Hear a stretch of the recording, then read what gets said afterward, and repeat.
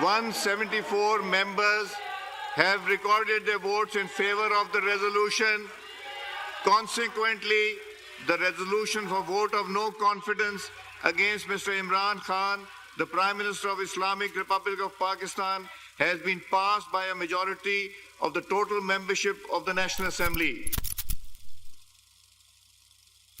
Assalamu alaikum wa rahmatullahi wa barakatuh. আলহামদুলিল্লাহ ওয়াহদাহু ওয়াসসালাতু ওয়াসসালামু আলা মান লা নাবিয়্যা বা'দা। সম্মানিত দর্শক মণ্ডলী, আপনারা অবগত আছেন বর্তমান পাকিস্তানের অবস্থা। সারা পৃথিবীব্যাপী পরিচিত এবং জনপ্রিয় পাকিস্তানের প্রধানমন্ত্রী ইমরান খানের যে পতন, দায়িত্ব থেকে সরে যাওয়া এক প্রকার বাধ্য হয়ে, এবং পরবর্তীতে নওয়াজ শরীফের ভাই শাহবাজ শরীফের প্রধানমন্ত্রী হওয়া, এবং যেহেতু ইমরান খান পৃথিবীব্যাপী পরিচিত ছিলেন এবং তার অনেক বক্তব্য সারা পৃথিবীব্যাপী সাড়া ফেলেছিল, সেহেতু বাংলাদেশের মানুষ এবং বাংলাদেশের পেপার পত্রিকাতেও এই ঘটনাটি অনেক ফলাও করে প্রচার করা হয়। আর বাংলাদেশের ইতিহাসের সাথেও পাকিস্তানের ইতিহাস যেহেতু সংযুক্ত এবং কানেক্টেড, আর যেহেতু আমরা ভৌগোলিকভাবে ভারত উপমহাদেশের মধ্যে বসবাস করি, সেহেতু ভারত উপমহাদেশের দেশগুলোতে যা ঘটে তার প্রভাব, তার ঢেউ আমাদের দেশেও আছড়ে পড়ে। এটা আমাদের সাংস্কৃতিক, ভাষাগত এবং ধর্মীয় মিল থাকার কারণে। তো সার্বিক বিষয় নিয়ে আমিও ইচ্ছা পোষণ করেছি আপনাদের সাথে কিছু শেয়ার করার, এবং আমাদের এই আলোচনা পাকিস্তানের বর্তমান পরিস্থিতির উপর আমাদের আলোচনা কয়েক ভাগে বিভক্ত হবে। প্রথমত আমি আপনাদেরকে দেখানোর চেষ্টা করব, যেটা খুব কম সংখ্যক মিডিয়া বা বিশ্লেষকদের কাছে আপনি পাবেন, সেটা হচ্ছে আজকের ইমরান খানের চলে যাওয়া যতটা বিরোধীদের বিরোধিতার কারণে, তার চেয়ে বেশি পাকিস্তানের জটিল সিস্টেমের কারণে। পাকিস্তানের এই জটিল সিস্টেমের দিকে আমি আজকের আলোচনায় মূল ফোকাস রাখবো, যেখানে শুধু ইমরান খান নয়, বরং যে কেউই আসুক না কেন, তাকে ব্ল্যাকমেইলড, নাস্তানাবুদ হতে হওয়া এবং অবশেষে দায়িত্ব ছেড়ে দেওয়া, অথবা নিহত হওয়া, অথবা দায়িত্ব ছাড়তে বাধ্য করা, অথবা সামরিক অভ্যুত্থান, কোনো না কোনো রেজাল্টের মাধ্যমে সেটা পরিণতির দিকে এগিয়ে যায়।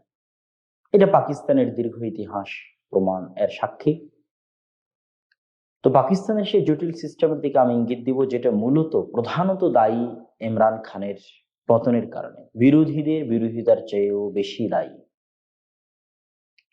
দ্বিতীয়ত, পাকিস্তানের যে জটিল সিস্টেম, এই সিস্টেম থেকে উত্তরণ কিভাবে সম্ভব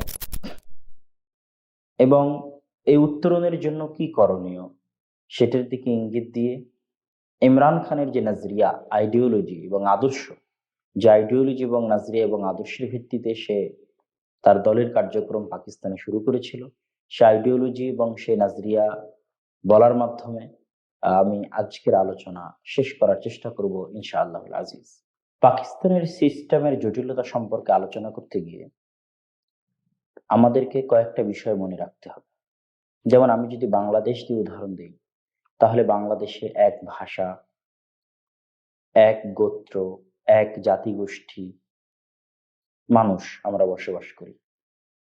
এখানে সেরকম আলাদা কোনো গোত্র বা আলাদা কোনো ভাষার মানুষ বসবাস করে না, এবং আমাদের দেশে কোনো প্রাদেশিক সিস্টেম নাই, বরং একটাই কেন্দ্রীয় সিস্টেম। এই দিক থেকে আমাদের দেশের যে শাসক হন না কেন, তিনি অনেক সুফল ভোগ করেন। তাকে কার্যক্রম পরিচালনা করতে কোনো প্রকার বাধাগ্রস্ত হতে হয় না। কিন্তু পাকিস্তান এই দিক থেকে অনেক ব্যতিক্রম। যেমন পাকিস্তানের যদি সবচেয়ে বড় প্রদেশের কথা বলি, তাহলে সেটা হচ্ছে বেলুচিস্তান আয়তনের দিক থেকে, অথচ বেলুচিস্তানে জনসংখ্যার দিক থেকে সবচেয়ে কম। তো যেহেতু জনসংখ্যার দিক থেকে সবচেয়ে কম, সেহেতু বেলুচিস্তানের প্রতিনিধিত্ব জাতীয় সংসদে হবে সবচেয়ে কম, অথচ বেলুচিস্তান আয়তনের দিক থেকে সবচেয়ে বড়। আবার পাঞ্জাব প্রদেশ আয়তনের দিক থেকে বেলুচিস্তানের চেয়ে ছোট হলেও পাঞ্জাবে প্রায় 11 কোটি মানুষের বসবাস, তথা পাকিস্তানের প্রায় অর্ধেক মানুষের বসবাস পাঞ্জাবে। তাহলে পাঞ্জাবের প্রতিনিধিত্ব জাতীয় সংসদে হবে সবচেয়ে বেশি, ন্যাশনাল অ্যাসেম্বলিতে পাঞ্জাবের প্রতিনিধিত্ব হবে সবচেয়ে বেশি, এবং আছেও তাই। পাশাপাশি যে 4টি প্রদেশ আছে, এই 4টি প্রদেশের মানুষের তারা নৃতাত্ত্বিক দিক থেকে আলাদা, আলাদা গোষ্ঠী, আলাদা জাতি এবং আলাদা ভাষার মানুষ। যেমন আমরা যদি পাঞ্জাবের কথা বলি, তাহলে পাঞ্জাব মূলত ইন্ডিয়ার পাঞ্জাব থেকে আলাদা হয়ে পাকিস্তানের সাথে সংযুক্ত হয়েছিল। তো ইন্ডিয়ার যারা পাঞ্জাব এবং পাকিস্তানিদের যারা পাঞ্জাব, এই পাঞ্জাবিদের জাতি, গোষ্ঠী, ভাষা নৃতাত্ত্বিক দিক থেকে একই। ঠিক আমরা যদি বালুচিদের কথা বলি, বেলুচিস্তান, তাদের ভাষা, তাদের চেহারা, তাদের কৃষ্টি কালচার সম্পূর্ণরূপে আলাদা। ঠিক খাইবার পাখতুনখোয়া, যেটা প্রদেশ পাকিস্তানের, খাইবার পাখতুনখোয়ার যদি কথা বলি, তাহলে খাইবার পাখতুনখোয়াতে যারা বসবাস করে তারা হচ্ছে পাশতুন। যেগুলো প্রদেশ আছে তার মধ্যে পাঞ্জাব, পাঞ্জাব প্রদেশের রাজধানী হচ্ছে লাহোর, এবং পাঞ্জাবিরা প্রায় 10 থেকে 11 কোটি জনসংখ্যার অধিকারী সম্পূর্ণ পাকিস্তানে। এই জন্য পাঞ্জাবের প্রতিনিধিত্ব পুরো পাকিস্তানে সবচেয়ে বেশি, এবং ন্যাশনাল অ্যাসেম্বলিতেও পাঞ্জাব প্রদেশের সিট সবচেয়ে বেশি। পাঞ্জাব প্রদেশের প্রায় 173টি সিট রয়েছে ন্যাশনাল অ্যাসেম্বলিতে। পাঞ্জাব মূলত ইন্ডিয়ার পাঞ্জাব থেকে আলাদা হয়ে পাকিস্তানের পাঞ্জাব তৈরি হয়েছে। তো ইন্ডিয়ার যারা পাঞ্জাব, তাদের যে সংস্কৃতি, তাদের যে ভাষা, পাকিস্তানি যেখানে পাঞ্জাব, তাদের সংস্কৃতি, ভাষা একই, তারা একই জাতিগোষ্ঠীর। তাদের মূল ভাষা হচ্ছে পাঞ্জাবি, পাঞ্জাবিতে তারা কথাবার্তা বলে। এবং দ্বিতীয় যে প্রদেশ আমরা আলোচনায় নিয়ে আসতে পারি সেটা হচ্ছে বেলুচিস্তান। বেলুচিস্তান আয়তনের দিক থেকে পাকিস্তানের সবচেয়ে বড় প্রদেশ, কিন্তু জনগণের বসতির দিক থেকে সবচেয়ে কম বসতি বেলুচিস্তানে। যেহেতু বেলুচিস্তানের বসতি আবাদি সবচেয়ে কম, এই জন্য ন্যাশনাল অ্যাসেম্বলিতে বেলুচিস্তানের প্রতিনিধিত্ব সবচেয়ে কম। বেলুচিস্তানের রাজধানী হচ্ছে কোয়েটা। বেলুচিস্তান গ্যাস সমৃদ্ধ একটি অঞ্চল, এবং পাকিস্তানের বর্তমান যে সিপ্যাক প্রজেক্ট, যেটা চায়নার সাথে সংযুক্ত আকারে তৈরি করা হচ্ছে, এবং গোয়াদার বন্দর থেকে চায়নায় যাবতীয় মালামাল আদান প্রদান, রপ্তানি এবং আমদানির ব্যবস্থা সুন্দরভাবে পরিচালনা করার জন্য পাকিস্তানের গিলগিত বালতিস্তান হয়ে বেলুচিস্তান পর্যন্ত যে রাস্তা তৈরি হচ্ছে সেটাকে বলা হয় সিপ্যাক। এই সিপ্যাকটা বেলুচিস্তানের মধ্যে দিয়ে গেছে, এবং এটার সাথে পাকিস্তানের অর্থনীতির বিশাল একটা অংশ জড়িত। এই জন্য বেলুচিস্তানের ভূমিকাও পাকিস্তানের অর্থনীতিতে অনেক বেশি। তো বেলুচিস্তানিরা তারা নৃতাত্ত্বিকভাবে বালুচ জাতিগোষ্ঠীর অংশ, এবং এই বালুচ জাতিগোষ্ঠী ইরানেও বসবাস করে অনেকাংশে, এবং পাকিস্তানেও বসবাস করে। তাদের ভাষা, তাদের সংস্কৃতি, কৃষ্টি কালচার সম্পূর্ণরূপে আলাদা। তৃতীয় আরেকটি প্রদেশ আমরা আলোচনা করতে পারি, সিন্ধু প্রদেশ। সিন্ধু প্রদেশের রাজধানী হচ্ছে করাচি। করাচি পাকিস্তানের সবচেয়ে বড় সমুদ্র বন্দর করাচিতে অবস্থিত, বিন কাসেম বন্দর এবং করাচি বন্দর। এবং করাচি পাকিস্তানের সবচেয়ে বড় বিজনেস হাব, অর্থনৈতিক রাজধানী বলা যায় করাচিকে। এই জন্য সিন্ধু প্রদেশ পাকিস্তানের অর্থনীতিতে বিশাল ভূমিকা রাখে সমুদ্রের সাথে সিন্ধু প্রদেশের কানেক্টিভিটির কারণে। সিন্ধু সভ্যতাও বহু প্রাচীন এবং বহু পুরাতন সভ্যতা। ঐতিহাসিকদের দাবি অনুযায়ী 8000 বছরের পুরাতন সভ্যতা। মহেঞ্জোদারো যে পুরাতন সভ্যতা, ইন্দুস ভ্যালির যে সভ্যতা, এটা মূলত সিন্ধু নদী এবং তার আশেপাশে গড়ে ওঠা সেই প্রাচীন সভ্যতা, যাদের ভাষা, যাদের সংস্কৃতি, যাদের কৃষ্টি কালচার সম্পূর্ণরূপে আলাদা। চতুর্থ প্রদেশ হচ্ছে খাইবার পাখতুনখোয়া। আয়তনের দিক থেকে সবচেয়ে ছোট প্রদেশ খাইবার পাখতুনখোয়া। খাইবার পাখতুনখোয়ার রাজধানী হচ্ছে পেশাওয়ার। খাইবার পাস থেকে খাইবার নাম, এবং পাশতুন থেকে পাখতুন নাম। পাশতুনরা এখানে বসবাস করে।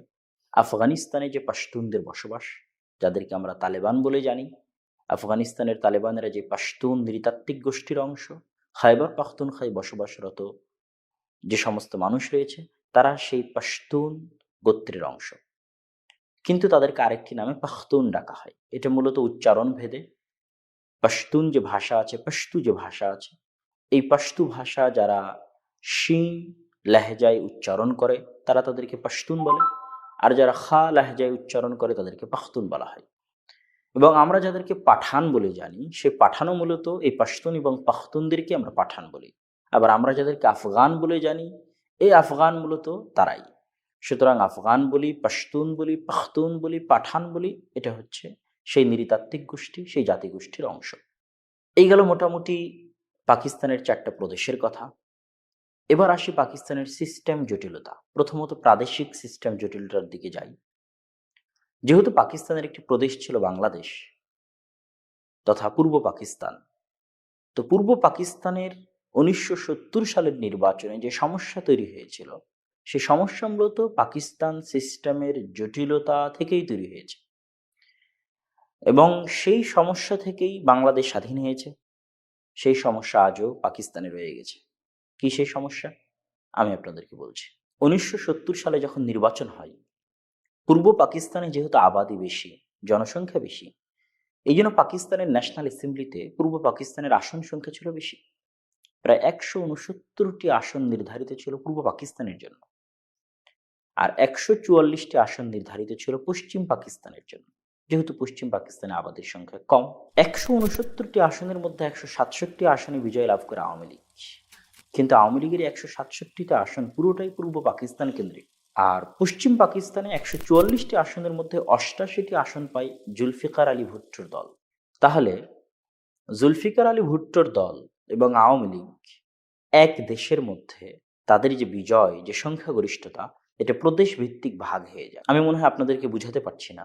তথা আওয়ামী লীগ যে সংখ্যাগরিষ্ঠতা অর্জন করে, এটা শুধু পূর্ব পাকিস্তান প্রদেশের সংখ্যাগরিষ্ঠতা অর্জন করে, পশ্চিম পাকিস্তানে অর্জন করতে পারেনি। আবার জুলফিকার আলী ভুট্টোর দল যে সংখ্যাগরিষ্ঠতা অর্জন করে, সেটা শুধু পশ্চিম পাকিস্তানে অর্জন করে, পূর্ব পাকিস্তানে অর্জন করতে পারেনি। এই সমস্যা আজও পাকিস্তানে রয়ে গেছে। আজকেও পাকিস্তানের যে দলগুলো রয়েছে, এগুলো প্রদেশ ভিত্তিক দল। যেমন আপনি যদি নওয়াজ শরীফের দলের কথা বলেন, যেটা মুসলিম লীগ নুন বলা হয়, এটা মূলত পাঞ্জাব কেন্দ্রিক। তাদের যত সংখ্যাগরিষ্ঠতা পুরোটা আসে পাঞ্জাব প্রদেশ থেকে। আবার আসিফ আলী জারদারি, বেনজির ভুট্টো, জুলফিকার আলী ভুট্টোর দল যদি বলেন, তাহলে সেটা সিন্ধু প্রদেশ কেন্দ্রিক। তাদের যত সংখ্যাগরিষ্ঠতা, যত আসন, সেটা পুরোটাই তারা সিন্ধু প্রদেশ থেকে পায়। তথা আজকেও পাকিস্তানে কোনো দল নেই যেই দল প্রদেশের বাইরে গিয়ে গোটা দেশের সকল প্রদেশে এককভাবে সংখ্যাগরিষ্ঠতা অর্জন করবে। ঠিক একই সমস্যা ছিল 1970 সালে। যদি বাংলাদেশের আওয়ামী লীগ তথা শেখ মুজিবুর রহমানের অধীনস্থ আওয়ামী লীগ যদি গোটা পাকিস্তানের সকল রাজ্যে সমানভাবে সংখ্যাগরিষ্ঠতা অর্জন করত, তাহলে পাকিস্তানিদের দৃষ্টিতে পাকিস্তান ভাঙত না। অথবা জুলফিকার আলী ভুট্টোর দল যদি প্রদেশ ভিত্তিক আলাদা না হয়ে সম্পূর্ণ পাকিস্তানের সকল প্রদেশে সংখ্যাগরিষ্ঠতা অর্জন করত, তবুও পাকিস্তান ভাঙত না। তাহলে 1970 সালে যে সিস্টেমগত জটিলতা পাকিস্তানের ভাগ্যে লিখিত ছিল, মুকদ্দারে লিখিত ছিল, ওই সিস্টেমগত জটিলতা আজও পাকিস্তানের ভাগ্যে লিখিত আছে। তখন যেমন পাঞ্জাবিরা নিজেদের প্রাধান্য ধরে রাখতে চাইতো, আজকেও পাকিস্তানে পাঞ্জাবিদের প্রাধান্য সবচেয়ে বেশি, যার ফলশ্রুতিতে অন্যান্য স্টেট হীনম্মন্যতায় ভোগে। যদিও সেটা কাটিয়ে ওঠার অনেক চেষ্টা এবং পরিশ্রম করা হয়েছে, যেগুলোর কারণে সিস্টেম আরো জটিল হয়েছে। সেই বিষয়গুলোর দিকে আমি ইঙ্গিত দিব ইনশাল্লাহ। তাহলে এখান থেকে একটা জিনিস আমি সারমর্ম হিসেবে পেশ করতে চাই। সেই সারমর্মটা হচ্ছে, প্রদেশ ভিত্তিক প্রতিনিধিত্বের যে সিস্টেম ন্যাশনাল অ্যাসেম্বলিতে, এই প্রতিনিধিত্বের সিস্টেমে আবাদির যে প্রভাব, এই আবাদির প্রভাবের কারণে বিশেষ জাতি এবং নৃতাত্ত্বিক গোষ্ঠীর প্রাধান্য একটি দেশের সকল ক্ষেত্রে তৈরি হচ্ছে, যার ফলশ্রুতিতে অন্য প্রদেশের জাতিগোষ্ঠীরা হীনম্মন্যতায় ভুগতেছে। দ্বিতীয়ত, কোনো দল এমন পাওয়া যাচ্ছে না যেই দল এককভাবে সমগ্র দেশে সংখ্যাগরিষ্ঠতা অর্জন করবে। সেটা 1970 সালেও পাওয়া যায়নি এবং আজকেও পাওয়া যাচ্ছে না। এবার আসি প্রাদেশিক এই সংকটগুলো কাটিয়ে ওঠার জন্য যে সিদ্ধান্ত নেওয়া হয়, সেটা হচ্ছে পাকিস্তানকে বাইক্যামেরাল তথা 2 হাউস বিশিষ্ট সংসদে পরিণত করা হয়, যার আপার হাউসকে বলা হয় সিনেট এবং নিম্ন হাউসকে বলা হয় ন্যাশনাল অ্যাসেম্বলি। এবং ন্যাশনাল অ্যাসেম্বলির যে সিটগুলো, MNA যারা মেম্বার অফ ন্যাশনাল অ্যাসেম্বলি, তারা জনগণের সরাসরি ভোটে নির্বাচিত হয়ে আসেন এবং এটা আবাদির ভিত্তিতে সিট তৈরি করা হয়। মেম্বার অফ ন্যাশনাল অ্যাসেম্বলি জনগণের সরাসরি ভোটে নির্বাচিত হয় এবং আবাদির ভিত্তিতে, জনগণের বসবাসের ভিত্তিতে সিট নির্ধারিত হয়। সেই হিসেবে আমি আগেই বলেছি পাঞ্জাবের প্রতিনিধিত্বের সংখ্যা ন্যাশনাল অ্যাসেম্বলিতে সবচেয়ে বেশি। পুরো ন্যাশনাল অ্যাসেম্বলির সদস্যের অর্ধেক হচ্ছে পাঞ্জাব প্রদেশের জন্য। প্রত্যেক প্রদেশের নিজস্ব আলাদা আলাদা সংসদ আছে এবং প্রত্যেক প্রদেশের যারা প্রধান হন তাদেরকে ওজিরে আলা বলা হয়, যেটাকে আমরা চিফ মিনিস্টার বলছি, বা ভারতে যেটাকে মুখ্যমন্ত্রী বলা হচ্ছে। ওজিরে আলা প্রত্যেক প্রদেশে হয় এবং প্রত্যেক প্রদেশের যে সংসদ থাকে তাদেরকে মেম্বার অফ পার্লামেন্ট তথা এমপি বলা হয়।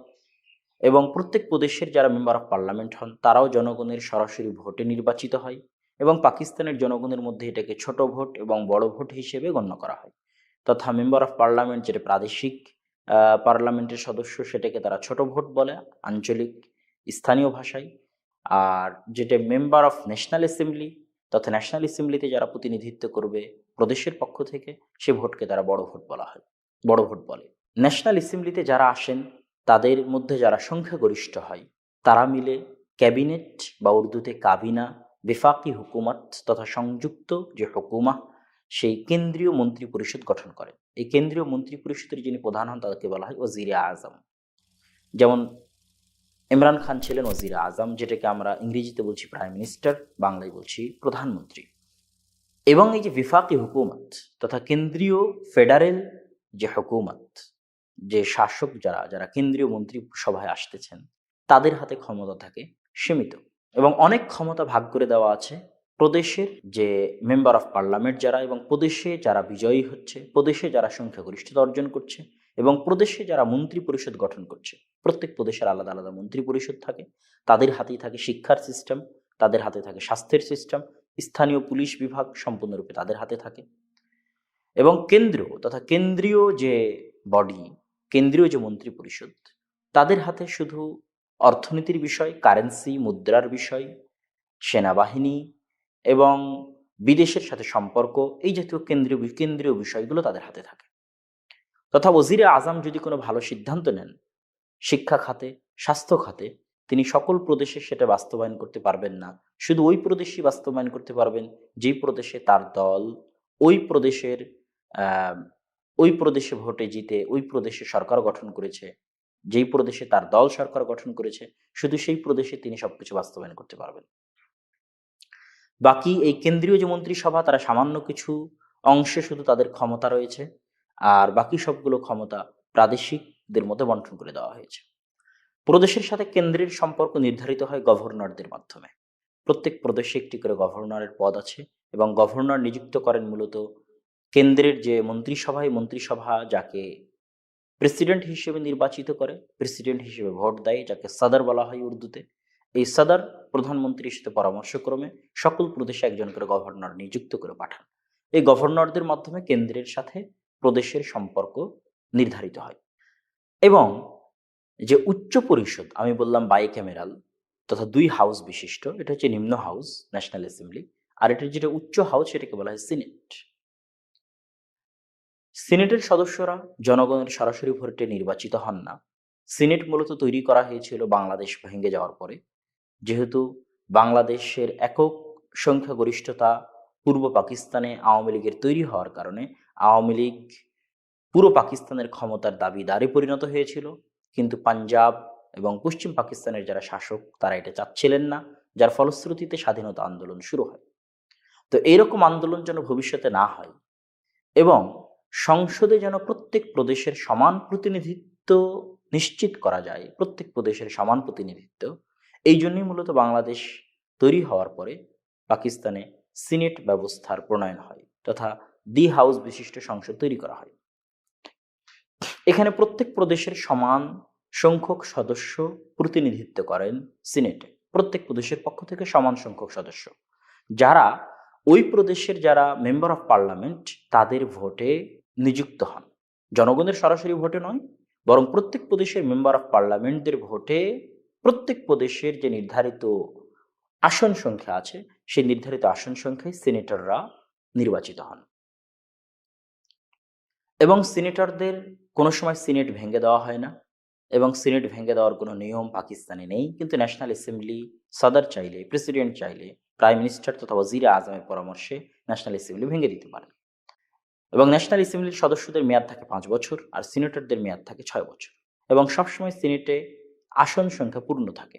প্রতি 3 বছর পর পর অর্ধেক আসন সংখ্যা কমে যায় এবং পুনরায় সেই অর্ধেক পূরণ করে দেওয়া হয়। এভাবে সবসময়ের জন্য সিনেট পূর্ণ থাকে। কোনো আইন যদি ন্যাশনাল অ্যাসেম্বলিতে পাশ করতে চাওয়া হয়, তাহলে ন্যাশনাল অ্যাসেম্বলিতে 2/3 মেজরিটি, 2/3 প্রাধান্যের ফলে ভোট যদি পায় কোনো আইন, তবুও সে আইন ফাইনালাইজড বলে বিবেচিত হবে না যতক্ষণ না সেই আইনকে সিনেটে পেশ করা হয় এবং সিনেটরদের মধ্যেও 2/3 মেজরিটি পেয়ে সেই আইন অনুমতি পায়। ততক্ষণ পর্যন্ত ওই আইন পরিবর্তন করা এবং বাস্তবায়ন করা সম্ভব নয়। তথা এটাও পাকিস্তানের একটি সিস্টেমগত জটিলতা। এবার আসি পাকিস্তানের বাকি সিস্টেমগত জটিলতার দিকে। আমি প্রথমেই বলেছিলাম পাকিস্তানে 4টি প্রাদেশিক প্রদেশ আছে এবং 2টি আছে কেন্দ্রশাসিত অঞ্চল আর 2টি আছে স্বশাসিত অঞ্চল। প্রথমত 2টি স্বশাসিত অঞ্চলের দিকে যাই। একটা হচ্ছে গিলগিত বালতিস্তান আর একটা হচ্ছে আজাদ জম্মু অ্যান্ড কাশ্মীর। গিলগিত বালতিস্তান পাকিস্তানের 5ম প্রদেশ নয়, আজাদ জম্মু অ্যান্ড কাশ্মীরও পাকিস্তানের 5ম বা 6ষ্ঠ প্রদেশ নয়। এই জন্য ন্যাশনাল অ্যাসেম্বলিতে গিলগিত বালতিস্তানের সরাসরি কোনো প্রতিনিধিত্ব নাই, আজাদ জম্মু অ্যান্ড কাশ্মীরের সরাসরি কোনো প্রতিনিধিত্ব নাই। তাহলে প্রশ্ন আসে, গিলগিত বালতিস্তান এবং আজাদ জম্মু অ্যান্ড কাশ্মীরকে পাকিস্তান কন্ট্রোল করে কিভাবে? আজাদ জম্মু অ্যান্ড কাশ্মীর, তাদের সংবিধান সম্পূর্ণরূপে আলাদা এবং তাদের ওখানে সম্পূর্ণরূপে ওজিরে আজমের পদ আছে, প্রাইম মিনিস্টারের পদ আছে, যেটা একটা দেশের থাকে। সেখানে কোনো মুখ্যমন্ত্রী পদ দেওয়া হয়নি, বরং সরাসরি প্রাইম মিনিস্টারের পদ দেওয়া হয়েছে, ওজিরে আজম। এবং পুরো পাকিস্তানের প্রত্যেক প্রদেশে যেমন আলাদা আলাদা হাইকোর্ট আছে, কিন্তু একটি কেন্দ্রীয় সুপ্রিম কোর্ট আছে। ঠিক তেমনি আজাদ জম্মু অ্যান্ড কাশ্মীরের জন্য নিজস্ব কেন্দ্রীয় সুপ্রিম কোর্ট আছে। আজাদ জম্মু অ্যান্ড কাশ্মীরের নিজস্ব পতাকা আছে, নিজস্ব জাতীয় সঙ্গীত আছে এবং নিজস্ব সংবিধান আছে। তাহলে আজাদ জম্মু অ্যান্ড কাশ্মীর পাকিস্তানের অধীনে পরিচালিত হয় কিভাবে? পাকিস্তান আজাদ জম্মু অ্যান্ড কাশ্মীরকে কোনো সময় নিজেদের প্রদেশের অন্তর্ভুক্ত করেনি এই ভয়ে যে যদি তারা আজাদ জম্মু অ্যান্ড কাশ্মীরকে পাকিস্তানের প্রদেশের এবং গিলগিত বালতিস্তানকে একই কারণে তারা প্রদেশের অন্তর্ভুক্ত করেনি। এই ভয়ে তারা প্রদেশের অন্তর্ভুক্ত করেনি যে যদি তারা গিলগিত বালতিস্তান এবং আজাদ জম্মু অ্যান্ড কাশ্মীরকে পাকিস্তানের 5ম প্রদেশ বা 2টা আলাদা আলাদা প্রদেশ হিসেবে 5ম এবং 6ষ্ঠ প্রদেশ হিসেবে ঘোষণা করে, তাহলে ইন্ডিয়ান অকুপাইড কাশ্মীর যেটা আছে, Indian illegal occupied Kashmir IIOK যেটা আছে, সেটার উপর তাদের দাবি কমে যাবে। তথা তাদের মেনে নেওয়া হবে যে যেহেতু আজাদ জম্মু অ্যান্ড কাশ্মীরকে আমরা 5ম প্রদেশ বলে ঘোষণা করছি বা গিলগিত বালতিস্তানকে 6ষ্ঠ প্রদেশ বলে ঘোষণা করছি, তার মানে আমরা ইন্ডিয়ান যে অকুপাইড কাশ্মীর আছে সেটার উপর দাবি ছেড়ে দিচ্ছি। এরকম পরিবেশ যেন তৈরি না হয়, বরং ততক্ষণ পর্যন্ত এটাকে 5ম প্রদেশ বা 6ষ্ঠ প্রদেশ করা হবে না যতক্ষণ না ইন্ডিয়ান অকুপাইড কাশ্মীর তথা ইন্ডিয়ান অধিকৃত যে কাশ্মীর, সেই কাশ্মীর পাকিস্তানের হাতে আসে। এই অপেক্ষায় তারা এটাকে সরাসরি প্রদেশ হিসেবে ঘোষণা করেনি। তাহলে পরিচালিত হয় কিভাবে? আজাদ জম্মু অ্যান্ড কাশ্মীরের কথা তো আমি বললাম, তবে গিলগিত বালতিস্তানে ওজিরে আজম বা আলাদা সংবিধান বা আলাদা জাতীয় সঙ্গীত নাই, বরং গিলগিত বালতিস্তানে জাতীয় সঙ্গীত পাকিস্তানের জাতীয় সঙ্গীত, সংবিধান পাকিস্তানের সংবিধান। গিলগিত বালতিস্তানে মুখ্যমন্ত্রী নির্ধারণ করা হয়। তবে গিলগিত বালতিস্তান এবং আজাদ জম্মু অ্যান্ড কাশ্মীর উভয়ের সাথে পাকিস্তান সম্পর্ক পরিচালনা করে মূলত চুক্তিভিত্তিক এবং প্রত্যেকের সাথে আলাদা কাউন্সিল আছে। গিলগিত কাউন্সিল আছে, ঠিক তেমন আজাদ জম্মু অ্যান্ড কাশ্মীর কাউন্সিল আছে। তাদের ন্যাশনাল যে অ্যাসেম্বলি তথা আজাদ জম্মু অ্যান্ড কাশ্মীরের যে ন্যাশনাল অ্যাসেম্বলি, এই ন্যাশনাল অ্যাসেম্বলির বাইরেও একটা আলাদা কাউন্সিল তৈরি করা আছে। সেই কাউন্সিলের যিনি চেয়ারম্যান, উনি হচ্ছেন পুরো পাকিস্তানের যিনি প্রধানমন্ত্রী হবেন, তিনি ওই কাউন্সিলের চেয়ারম্যান হবেন। এবং ওই কাউন্সিলের আরেকজন সদস্য হবে যিনি আজাদ জম্মু অ্যান্ড কাশ্মীরের প্রধানমন্ত্রী হবেন, প্রাইম মিনিস্টার হবেন, তিনি ওই কাউন্সিলের সদস্য হবেন। এবং 6 জন সদস্য থাকবে পাকিস্তান থেকে আর 6 জন সদস্য থাকবে আজাদ জম্মু অ্যান্ড কাশ্মীরের ন্যাশনাল অ্যাসেম্বলি থেকে। এইভাবে গিলগিত বালতিস্তানেরও কাউন্সিল আছে। সেই কাউন্সিলও চেয়ারম্যান হন পাকিস্তানের প্রধানমন্ত্রী এবং গিলগিত বালতিস্তানের মুখ্যমন্ত্রী হন সেই কাউন্সিলের সদস্য। এবং গিলগিত বালতিস্তানের যে মেম্বার অফ পার্লামেন্ট যারা আছেন তাদের পক্ষ থেকে 6 জন প্রতিনিধি থাকে আর পুরো পাকিস্তানের ন্যাশনাল অ্যাসেম্বলি থেকে 6 জন প্রতিনিধি থাকে। এই কাউন্সিলের মাধ্যমে মূলত পাকিস্তানের সাথে সম্পর্ক নির্ধারিত হয়, অর্থনৈতিক আদান প্রদান লেনদেন নির্ধারিত হয়। তাহলে এটাও একটা পাকিস্তানের জটিল দিক, আজাদ জম্মু অ্যান্ড কাশ্মীর এবং গিলগিত বালতিস্তান। যদিও ইমরান খানের সরকার চেষ্টা করেছিল গিলগিত বালতিস্তানকে পাকিস্তানের 5ম প্রদেশ হিসেবে গণ্য করার, এবং আজাদ জম্মু অ্যান্ড কাশ্মীরের সাথে এক চুক্তির মাধ্যমে গিলগিত বালতিস্তানকে আলাদা করে নেওয়া হয়। এবং গিলগিত বালতিস্তানকে এই কারণে আলাদা করে নেওয়া হয় যে কোনোদিন যদি ইন্ডিয়া দাবিও করে এবং যদি দখলও করে ফেলে, তাহলে আজাদ জম্মু অ্যান্ড কাশ্মীর হয়তো ইন্ডিয়া নিয়ে নিতে পারে, কিন্তু গিলগিত বালতিস্তান যেন না নিতে পারে, এই জন্য গিলগিত বালতিস্তানকে আজাদ জম্মু অ্যান্ড কাশ্মীর থেকে আলাদা করে দেওয়া হয় এবং পাকিস্তানের স্থায়ী অংশ হিসেবে গণ্য করা হয়। এবং এটাকে ওই বিতর্কের বাইরে রাখার চেষ্টা করে পাকিস্তান, যেটা কাশ্মীর কেন্দ্রিক বিতর্ক।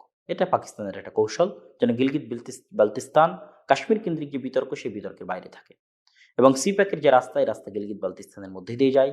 এই জন্য চায়নার পক্ষ থেকে চাপ আছে যেন গিলগিত বালতিস্তানকে পাকিস্তান সরকার তাদের পঞ্চম প্রদেশ হিসেবে গণ্য করে। এবার আমরা যাই পাকিস্তানের আর একটা কঠিন সিস্টেমগত যে কঠিন সমস্যা, সেটা হচ্ছে ফাটা। ফাটা মানে কি? ফাটাকে ইংরেজিতে বলা হয় ফেডারেলি অ্যাডমিনিস্ট্রেটেড ট্রাইবাল এরিয়াস, তথা কেন্দ্রীয়ভাবে শাসিত গোত্রীয় অঞ্চল। এই ফাটাতে 7টা এজেন্সি আছে। এই 7টা এজেন্সির নাম হচ্ছে খাইবার এজেন্সি, বাজর এজেন্সি, মেহমান্দ এজেন্সি, কুররাম এজেন্সি, উত্তর ওয়াজিরিস্তান এজেন্সি, দক্ষিণ ওয়াজিরিস্তান এজেন্সি। এই ফাটা হচ্ছে সবচেয়ে ভয়ঙ্করতম এলাকা পুরো পাকিস্তানের। এই জন্য ভয়ঙ্করতম যে এই ফাটাকে পৃথিবীর যাবতীয় আইন কানুন এবং সুযোগ সুবিধা থেকে ব্রিটিশরা বঞ্চিত রেখেছিল। এবং তারা এখানে একটা নিয়ম তৈরি করে গেছিল, যেটার নাম হচ্ছে FCR, যেটাকে পাকিস্তানে বা ফাটাতে কালা কানুন, কালো নিয়ম হিসেবে গণ্য করা হয়। FCR এর নিয়ম থাকার কারণে এই পাহাড়ি অঞ্চলে বসবাসরত যে সমস্ত গোত্র আছে, তারা কোনো সময় কোনো বিচারকে চ্যালেঞ্জ করে সুপ্রিম কোর্ট, হাইকোর্ট কোথাও আবেদন করতে পারতো না। বরং জিরগা যে হুকুম জারি করত, সেই হুকুম তাদেরকে মেনে নিতে হতো এবং একজন দোষ করলে সেই দোষ পুরো গোত্রের উপর চাপিয়ে দেওয়া হতো। এরকম কালা কানুন ফাটাতে ব্রিটিশরা চলে যাওয়ার পরেও পাকিস্তান আমলে চলতে থেকেছে।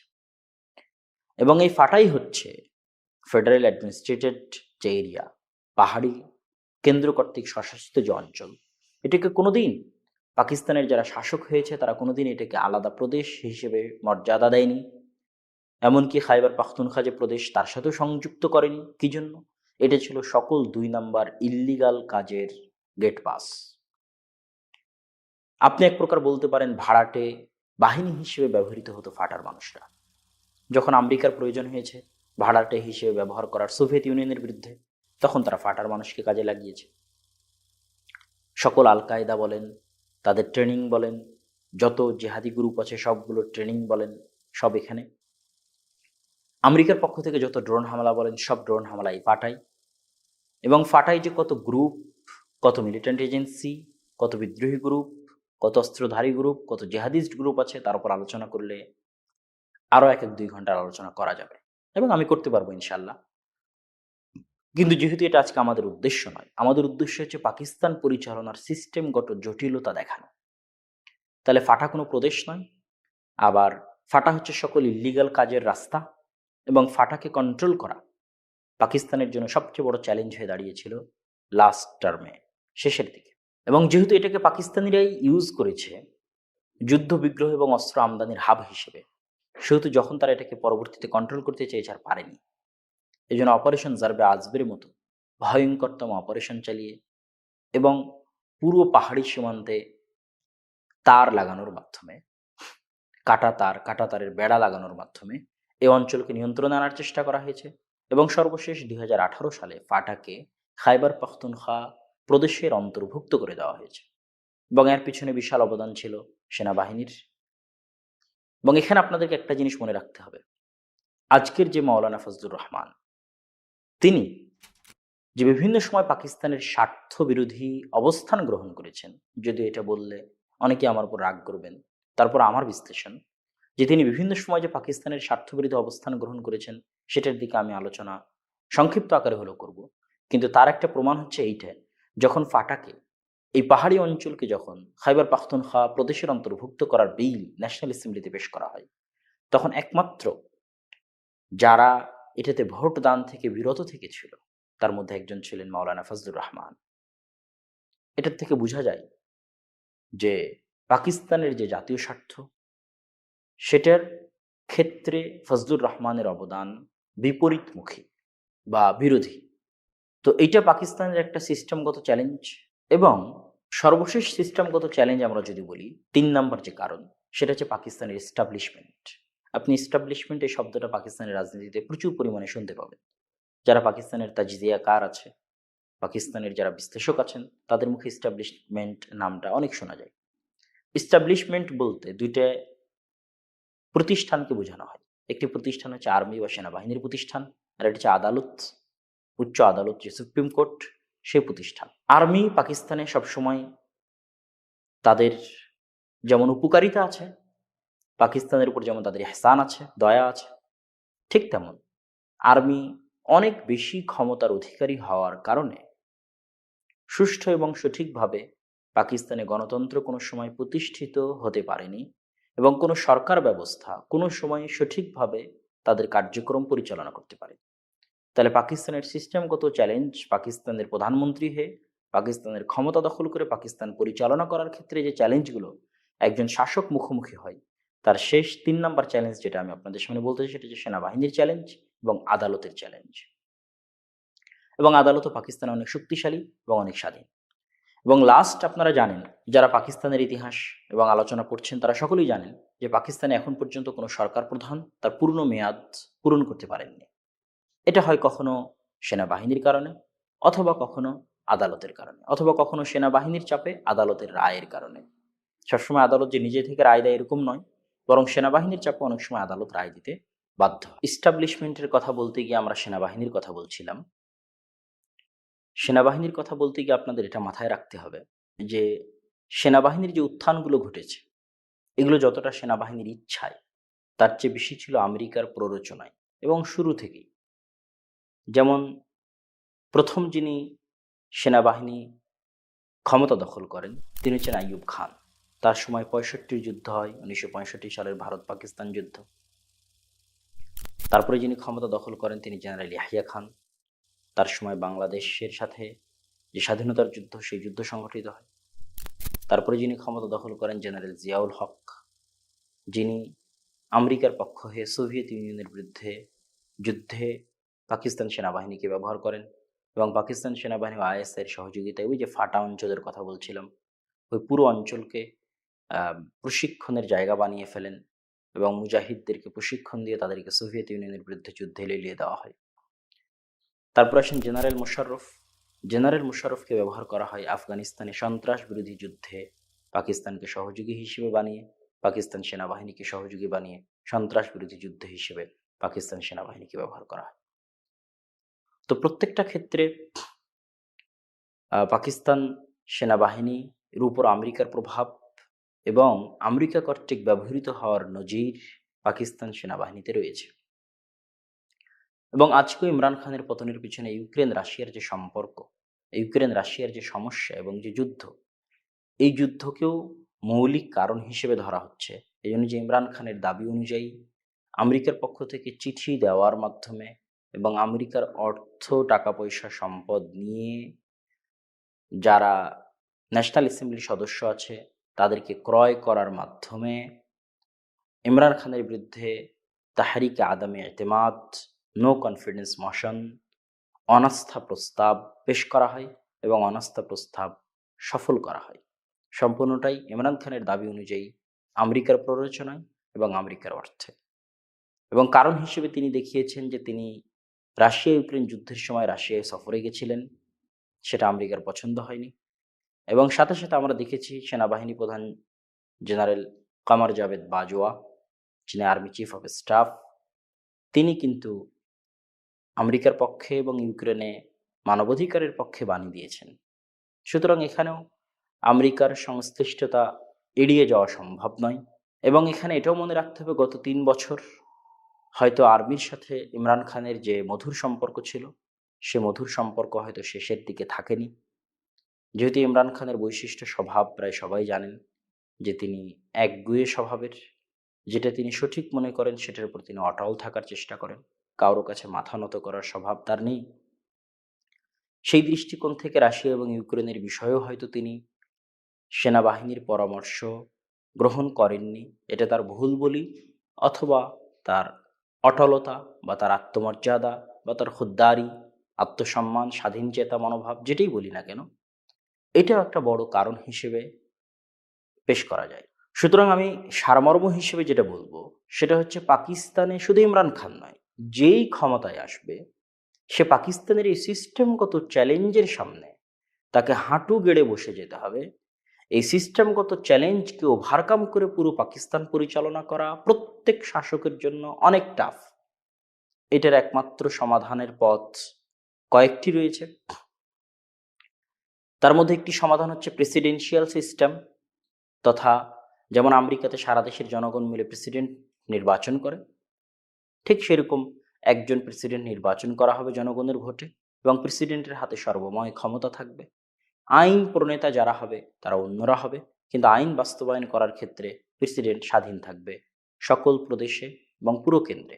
এটা একটা সমাধান হতে পারে, এবং এই কারণেই মূলত পাকিস্তানে বেশিরভাগ ক্ষেত্রে সেনাবাহিনীর উত্থান ঘটেছে এবং সেনাবাহিনী ক্ষমতায় এসে প্রেসিডেন্টের পদ নিয়ে নিয়েছে। প্রেসিডেন্টের পদ নিয়ে দেশ পরিচালনা করতে তার জন্য সুবিধা হয়েছে। একদিকে সে আর্মির প্রধান, সুতরাং আর্মির থেকে কোনো বাধা নেই। দ্বিতীয়ত সে প্রেসিডেন্ট, সুতরাং প্রেসিডেন্সিয়াল সিস্টেমে তার একক কর্তৃত্ব সকল জায়গায় চলবে, সুতরাং সে দেশ ভালোভাবে পরিচালনা করতে পারবে।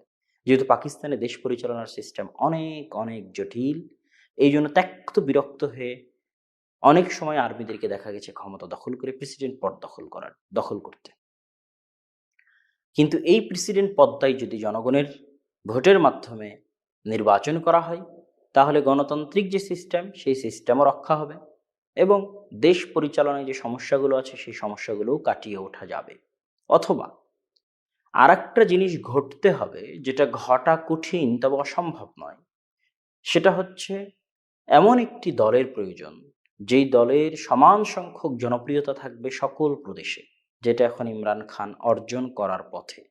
সাধারণত পাকিস্তানে এরকম ঘটেনি। পাকিস্তানের নির্বাচনের পর থেকে, যেটা আমি 1970 সালের নির্বাচনেও বলেছি, যে কোনো দল এককভাবে সকল প্রদেশে সমান সংখ্যাগরিষ্ঠতা অর্জন করেনি। এইটা ছাড়া পুরো পাকিস্তান স্বাধীনভাবে পরিচালনা করা সম্ভব নয়, এবং আমার বিশ্বাস ইমরান খানও এই চ্যালেঞ্জ কর্তৃক বাধাপ্রাপ্ত হয়ে এসে ফিরে গেছে, এবং এই জন্যই সে ন্যাশনাল অ্যাসেম্বলি থেকে সকল সদস্যকে পদত্যাগ দিতে বলেছে। কেননা সে বুঝে গেছে যে এই সিস্টেমে সে দেশ পরিচালনা করতে পারবে না, এবং সে বক্তব্যের মধ্যে স্বীকারও করেছে, গত 3-3.5 বছর আমি অনেক কষ্টে দেশ পরিচালনা করেছি, অনেকের দ্বারা ব্ল্যাকমেইলড হতে হয়েছে, স্বাধীনভাবে সিদ্ধান্ত গ্রহণ করতে পারেনি, আর এটা আসলে সম্ভব নয়। এই জন্য তিনি ন্যাশনাল অ্যাসেম্বলি থেকে পদত্যাগ দিয়ে একবারে বের হয়ে চলে গেছেন। তার একটাই ইচ্ছা, তিনি 2/3 মেজরিটি নিয়ে, 2/3 মেজরিটি নিয়ে পাকিস্তানের অ্যাসেম্বলিতে ফিরে আসবেন, যাতে স্বাধীনভাবে সকল প্রদেশে সিদ্ধান্ত বাস্তবায়ন করতে পারেন পার্লামেন্টারি সিস্টেমের মধ্যে, এবং চাইলে তিনি যেন আইন সংশোধন করে প্রেসিডেন্সিয়াল সিস্টেম নিয়ে আসতে পারেন পাকিস্তানে। এটাও তার স্বপ্ন, এবং তার ইন্টারভিউ তিনি বলেছেন, অনেক আগের ইন্টারভিউ, যে তিনি পাকিস্তানে প্রেসিডেন্সিয়াল সিস্টেম চান।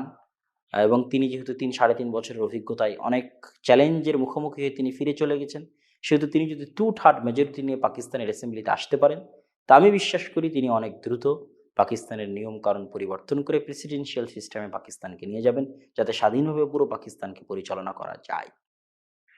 এবং পাকিস্তানের অখণ্ডতার জন্য এটার খুবই প্রয়োজন। কেন খুব প্রয়োজন?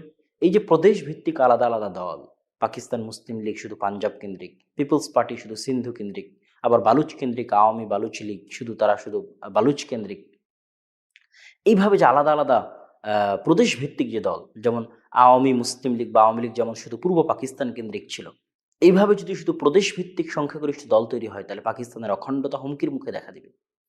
তখন পাকিস্তানের অখণ্ডতা শুধু সেনাবাহিনী যুগ যুগ ধরে রক্ষা করে এসেছে, সেনাবাহিনীকে রক্ষা করতে হবে পুনরায় ক্ষমতা দখলের মাধ্যমে। কিন্তু কোনো নেতার যদি আবির্ভাব ঘটে যার পুরো পাকিস্তানে সমান সংখ্যক জনপ্রিয়তা থাকবে, যেমন মোহাম্মদ আলী জিন্নার পুরো পাকিস্তানে সমান সংখ্যক জনপ্রিয়তা ছিল, তাহলে পাকিস্তানের অখণ্ডতার জন্য সেনাবাহিনীকে আর ক্ষমতা দখলের প্রয়োজন হবে না, বরং গণতান্ত্রিক পদ্ধতিতে পাকিস্তানের অখণ্ডতাও রক্ষা করা সম্ভব হবে এবং পাকিস্তান সামনের দিকে এগিয়ে যেতে পারবে। এবং আমি বিশ্বাস করি যে ইমরান খান সেই লক্ষ্যেই ন্যাশনাল অ্যাসেম্বলি থেকে পদত্যাগ দিয়ে তিনি ফিরে গেছেন, এবং এখন তার পাকিস্তানের জনপ্রিয়তা তুঙ্গে। এবং যদি ফেয়ার ইলেকশন হয়, সম্পূর্ণরূপে দুর্নীতিমুক্ত ইলেকশন হয়, তাহলে তিনি 2/3 মেজরিটি নিয়ে পাকিস্তান অ্যাসেম্বলিতে আসবেন এবং তিনি প্রেসিডেন্সিয়াল সিস্টেম বাস্তবায়ন করবেন, যাতে সকল প্রদেশে সমানভাবে স্বাধীনভাবে তিনি কাজ করতে পারেন। এবার আমরা আসি পাকিস্তানের যে তেহরিকে ইনসাফ পার্টির যিনি প্রধান ইমরান খান, তার যে আইডিওলজি এবং তার সাথে পাকিস্তানের যে আইডিওলজি, এইটার একটু মিল আমি দাঁড় করানোর চেষ্টা করবো ইনশাল্লাহ। পাকিস্তান যে আইডিওলজির উপর ভিত্তি করে তৈরি হয়েছিল, এটা যদি আমরা বাঙালিরা অনুভব করতে চাই, তাহলে আমাদের এখন শেখ মুজিবুর রহমানের অসমাপ্ত আত্মজীবনী পড়া ছাড়া সরাসরি কানেক্টেড করতে পারবো এরকম কিছু আসলে আমাদের কাছে নেই।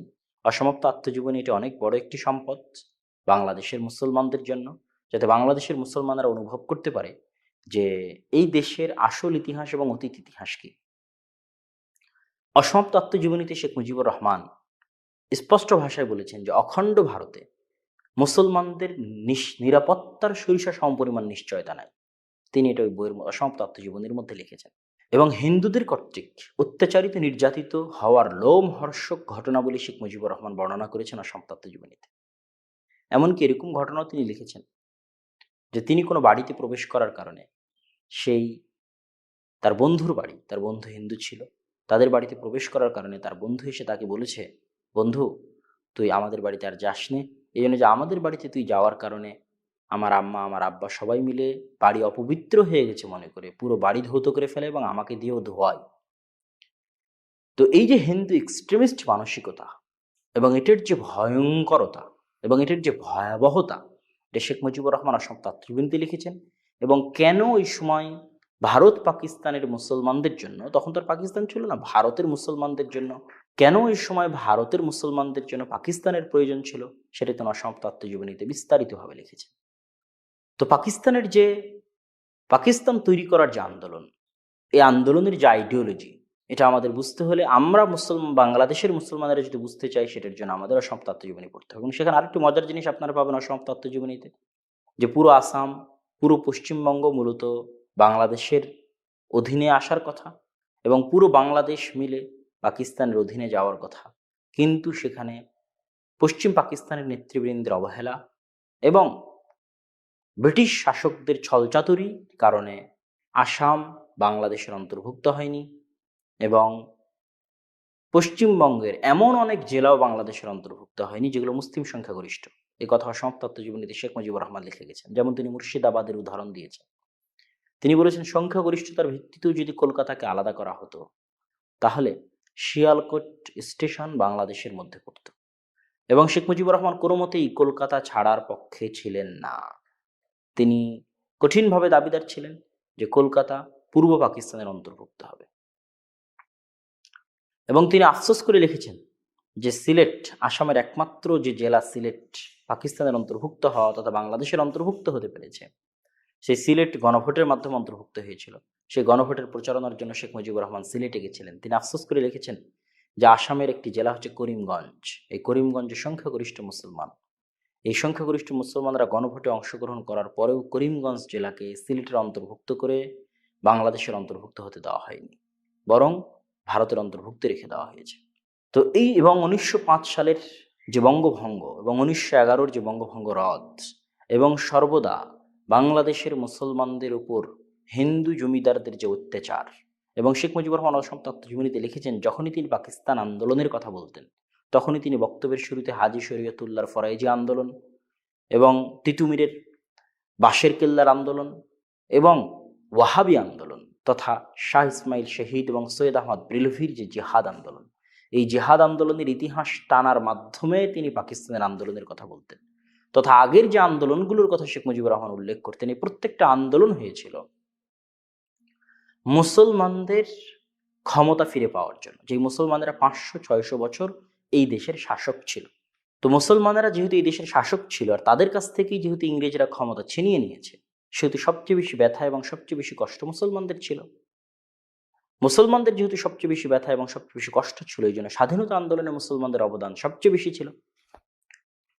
আর মুসলমানদেরকে দমিয়ে রাখার জন্য মুসলমানদেরকে যাবতীয় চাকরি বাকরি সবকিছু থেকে বঞ্চিত করে সকল চাকরি বাকরি শিক্ষা দীক্ষা হিন্দু এবং হিন্দু জমিদারদের কর্তৃক নিশ্চিত করা হতো। তথা 1947 সালে যখন পাকিস্তানের জন্ম হয় বা আজকের বাংলাদেশের জন্ম হয়, তখন আশ্চর্যজনক হলেও সত্য যে হিন্দুদেরকে লড়াই করা লেগেছে শুধুমাত্র ব্রিটিশদের বিরুদ্ধে, আর ভারত, বাংলাদেশ, পাকিস্তানের মুসলমানদেরকে লড়াই করতে হয়েছে একসাথে ব্রিটিশদের বিরুদ্ধে এবং একসাথে হিন্দুদের বিরুদ্ধে। এই উভয় শক্তির সাথে লড়াই করে আলাদা স্বাধীন বাংলাদেশ অর্জন করতে হয়েছে, আলাদা স্বাধীন পাকিস্তান অর্জন করতে হয়েছে। এবং অনেক রক্তের বিনিময়ে, অনেক শ্রমের বিনিময়, কিছুই ছিল না। শেখ মুজিবুর রহমান লিখেছেন, যখন কলকাতা ছেড়ে দিয়ে তারা ঢাকায় আসেন, তখন কলকাতা থেকে কিছুই আনা হয়নি, ফকির মিসকিন হিসেবে ঢাকায় যাত্রা শুরু হয়।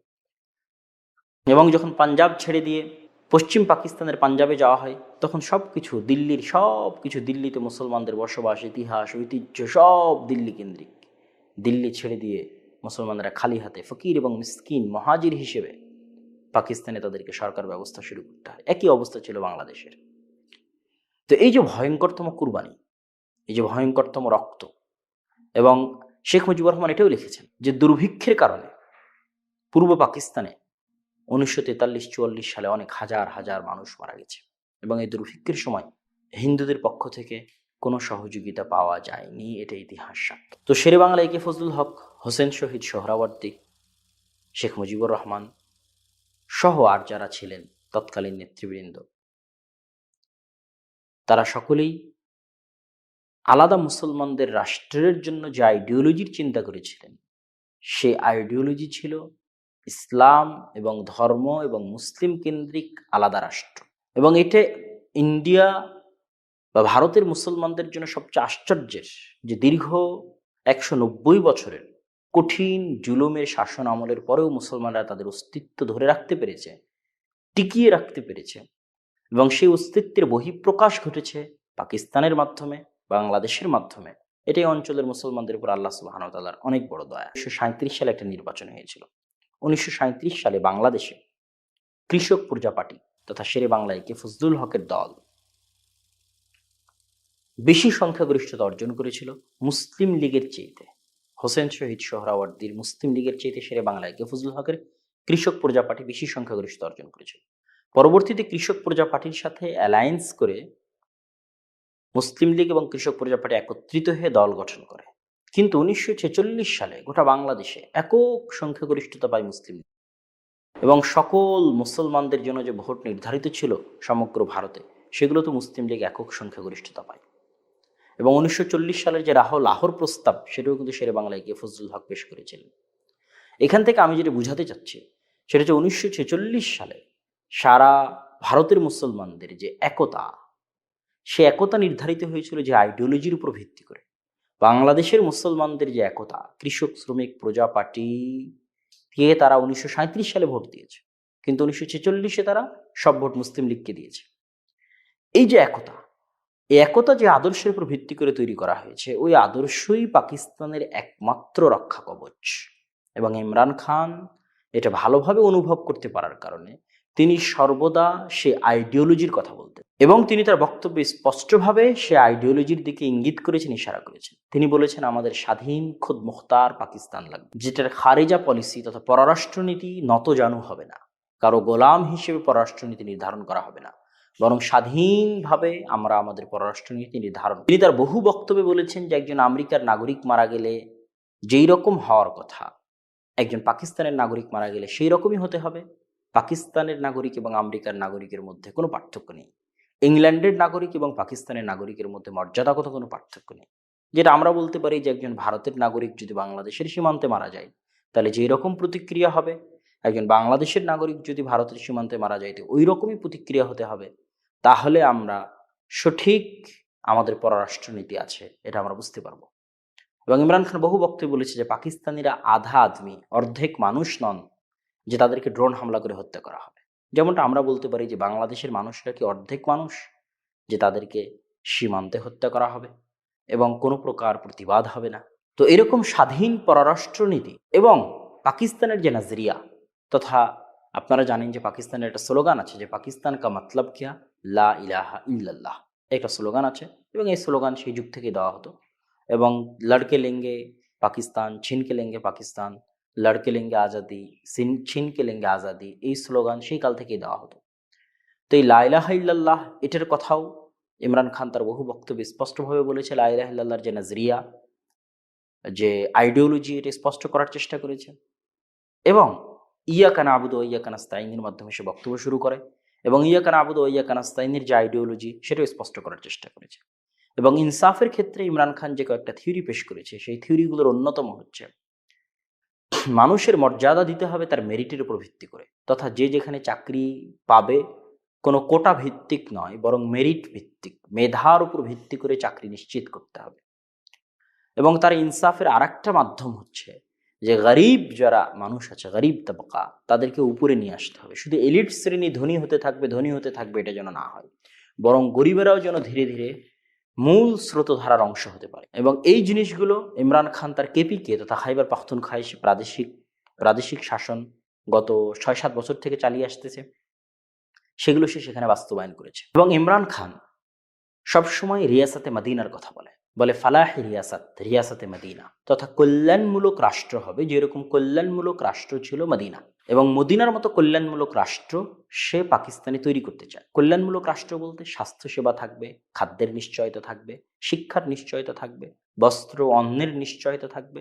এটাই হচ্ছে কল্যাণমূলক রাষ্ট্র। এবং স্বাস্থ্যের নিশ্চয়তা দেওয়ার জন্য সেহাত কার্ড, এটা একটি ব্যতিক্রম উদ্যোগ ছিল ইমরান খানের, যে প্রত্যেক নাগরিকের কাছে সেহাত কার্ড থাকবে তথা স্বাস্থ্য কার্ড থাকবে, হেলথ কার্ড থাকবে, হেলথ ইন্স্যুরেন্স কার্ড, যেখানে সরকারের পক্ষ থেকে 5.5 বা 5 লাখ টাকার মতো টাকা থাকবে। এবং যে কোনো সরকারি হাসপাতালে ওই কার্ড নিয়ে গেলে ফ্রি মানুষ চিকিৎসা পাবে এবং ওই কার্ড থেকে টাকা কেটে নেওয়া হবে।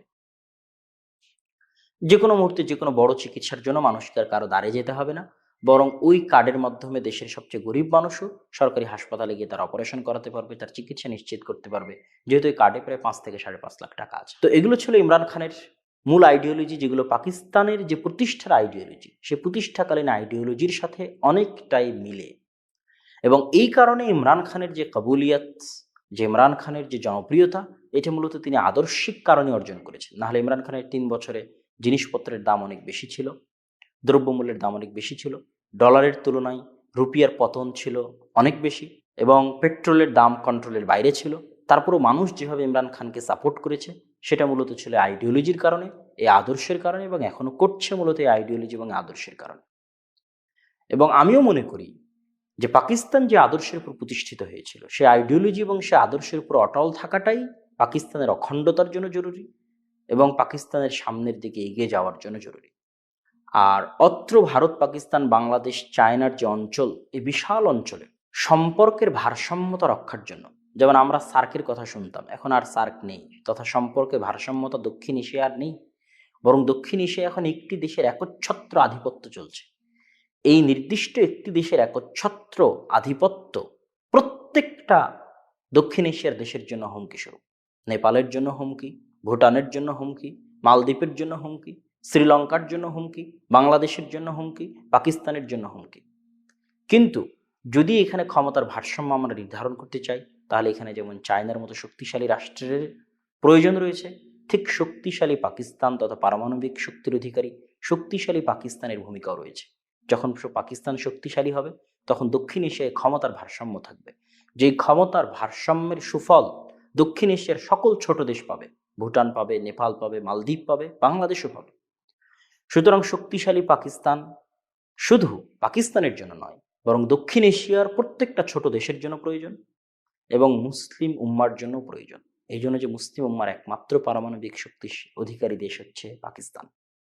অতএব আমি অন্তর থেকে কামনা করি যে ইমরান খান পুনরায় ক্ষমতায় আসুক, পাকিস্তানের এই কঠিন সিস্টেমকে চ্যালেঞ্জ করুক, পাকিস্তানের যে কঠিন সিস্টেম যেটার কারণে সে ক্ষমতায় টিকে থাকতে পারছিল না, এটাকে চ্যালেঞ্জ করে এগুলোকে সংশোধন করে পাকিস্তানকে সামনের দিকে এগিয়ে নিয়ে যাক, এটাও আমাদের একান্ত কাম্য।